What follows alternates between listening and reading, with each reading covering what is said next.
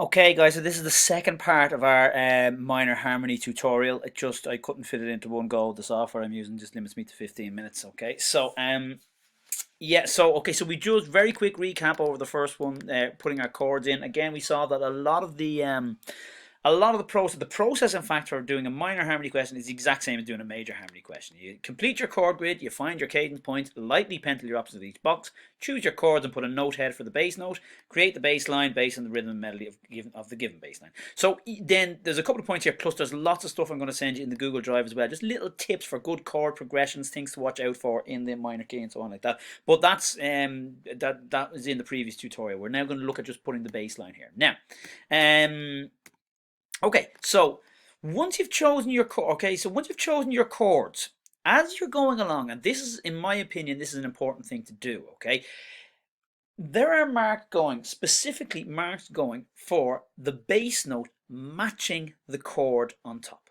Okay, now for me, it is unforgivable not to get full marks in this, assuming you've picked the right chord. So once the chord is a good chord, as in it's part of a good chord progression, and it matches the chords. Now, when we say good chord progression, there's very few chord progressions that are considered wrong chord progressions by the State Exam Commission. Now, I've dealt with that in the major key tutorial, the major harmony tutorial. So for example, like 2 to 1, we just consider it's a bad chord progression, not good enough, don't use it. 5 to 2, for example, there's another example, don't use it. Okay, so just keep that in mind. So once the chord matches the notes around it, it's fine. They'll accept that. Okay, unless you've put it, you've used a bad chord progression. Okay, like we mentioned in the previous tutorials. Okay, but then once you've picked the chord, the bass note underneath has to match the chord you've chosen. Now, this is really crucial because you would not believe how many people get all their chords right along the top, but then fail to put in the correct bass note on the bottom. It's soul destroying when you see it. Okay. First things now, I deal with a few points about adding your bass line in a moment, but another careless mistake people make, and it does happen a lot to even most experienced musicians and musical students. Make sure you remember you're writing in the bass clef. Okay, so for example, the first chord we've chosen here is the chord of 1, which is C minor. So the bass note has to be C. So what I do is, in pencil and in very light pencil, I'll pencil a semibreve here. Now, just a couple of points to watch out for here. Okay, I choose a semibreve because I can add a line, a stem to the note very easily and just color it in. Okay, I'm not going to leave it as a semibreve there. The only thing that might change though is I might find that my bass line might have me up here. Okay, you could conceivably be up, and see on the first ledger line above the stave there. So that might change. Okay, so make sure you're writing this in lightly. Okay, but get in the habit of, once you pick your chord, put the bass note in. Okay, as you're going along, don't wait. So I've picked the chord 1 here, so I've put the root note of the chord 1 there, which is C. Just be careful as well with inversions. Okay, that is really important. Okay, so if you pick the second inversion of a chord, make sure that it matches that. So 1, if you had 1B there, for example, the bass note would be an E flat. Okay, and just check that as you go along. At the very end, even though I'm not inputting my full bass line here at the moment, I'm just sketching out the notes, the anchor notes of the chords. The last bar I tend to make quite definite, okay, in 4/4 time, generally speaking, like end on a long note, and in this case here, instead of having 4 quavers, I have 2 crotchets, and I think that happened in the major example I did with you. It just marks, it just defines the ending. It almost has the effect of slowing the song down and drawing it to a conclusion there. Okay, so as you can see, I've just sketched in the bass notes there, and I'm now going to have a look at the bass line. So a couple of things to note about this, and mostly the same as the major key. Okay, study the given bass line, look at what you're given, okay, and spot any rhythmic or melodic patterns. Your bass line should follow this pattern. Don't create a completely different bass line to what you've been given. Okay, don't make it complicated. You're not writing a counterpoint here. Okay, you're writing an accompanying bass line. Look for any recurring chord sequences. So if, for example, let's say bar 1 in your given opening has the chord of 1 followed by the chord of 5, for example. Any other bars where you see 1 to 5, as in the chord sequence, the harmonic structure matches the first bar or any of the bars in the opening line, use that bass line, whatever bass line they've given you in bar 1. If you see that chord sequence happens again later on, use the same one. It's a great idea. It will work, okay? Remember, you are writing a bass clef. I've told you that, like mentioned that earlier. Align your bass line properly to the melody. This is important, okay? A lot of people just kind of plonk in notes, you know, as their will in the bass line, but they have to match. Like, so beat 1 has to be underneath beat 1 of the melody. Beat 2 has to be under beat 2. Beat 3 under beat 3. Beat 4 under beat 4. Okay, and so on. And watch out for any quavers in the middle. Don't forget to raise the 7th in the bass line. This is important, okay? So I mentioned in the last tutorial that for example, we're in the key of C minor here, so the B's are all B naturals. But if you write the chord symbol G over B, so G/B, you don't have to put the natural sign in there in the chord symbol, but if you're writing the note B in the bass line, it has to be a B natural, okay? You need to put the natural sign in, okay? That, you know, without getting into it too much, it avoids the interval of the augmented second, which we want to stay well away from. Okay, so then let's have a look at inputting our bass line, what we do. So look at the first, that's what you're given. Those 4 bars are given, okay? So look at the pattern, look at the rhythm first of all. Bam, bam, bam, bam, bam, bam, bam, bam, bam, bam, bam, bam, bam, bam, bam, ba ba da da da. Now what I've done, okay, for the first 2 bars here, I've kept the same rhythm. Ba ba ba ba ba ba ba ba ba bam. Same here. Ba ba ba ba ba ba ba ba ba bam. Ta ta ta ta ta ta ta ta ta ta. So sketch that rhythm in if you like, okay? And I've noticed here, bar 1 here is chord 1. And look at bar 1 here, chord 1. So just copy it. Literally just put the same thing in here again. And anywhere else where that happens, look down here, chord 1 again. Just jot it in. Nice and easy, okay? Again, for example, this one here, we've got 5, 7 going to 1. That happens in bar 2. So just put in the same as bar 2 there. Okay, so in this bar here then, okay, so I've copied bar 1, so bar 2, how do I approach this? I've got chord 4. Look at the pattern in bar 4, in bar 2, okay, so I'm in the second bar of a phrase now, and I want to keep roughly the same structure as the first phrase. So the second bar of the first phrase has crotchet, crotchet, quaver, quaver, crotchet. I put in that rhythm. Now let's examine the intervals between them. So for example here I've got an A, we're going from here, from a G up here to a G down here. So it's a jump of an octave. So in this case here, I've matched that. So the root note in the chord of 4 is F. So I put a crotchet F and an F an octave lower.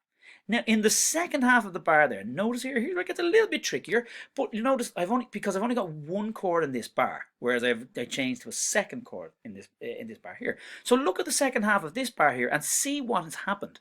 It's an arpeggio, or the triad of C minor. Look, so there's the chord, C, E flat, G. That's the triad of C minor, okay, the chord of C minor. So what I've done here is I've taken whatever chord is here, even though there's no box, it's still the same chord, and I've just put in the triad of that chord. It's the chord of F, so F, A flat, C. Okay.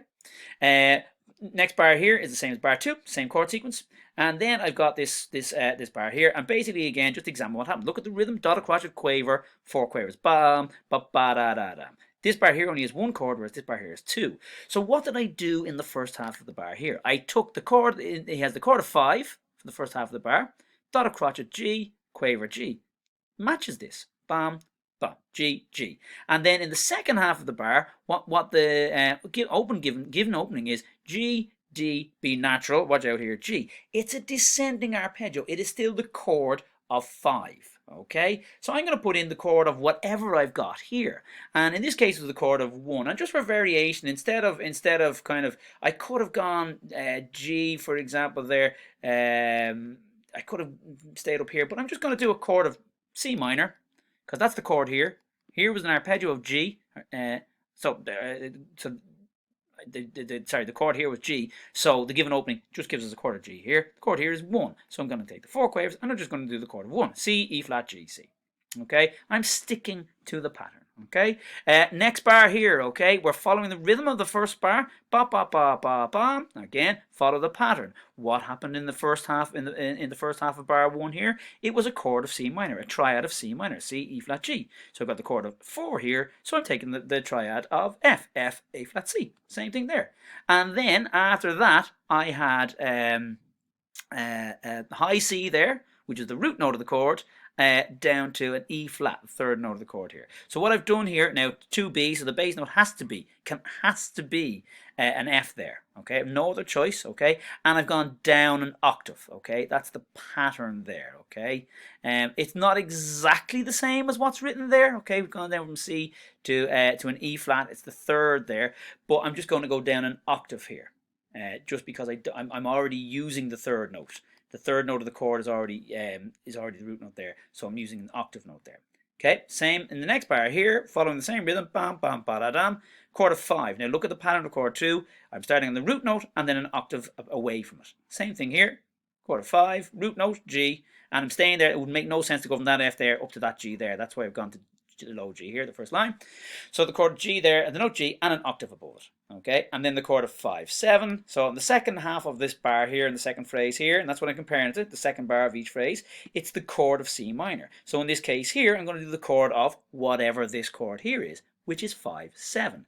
G, well, for 5 essentially here, I'm not going to put the 7th note in. G, B, D. And again, you must watch out here.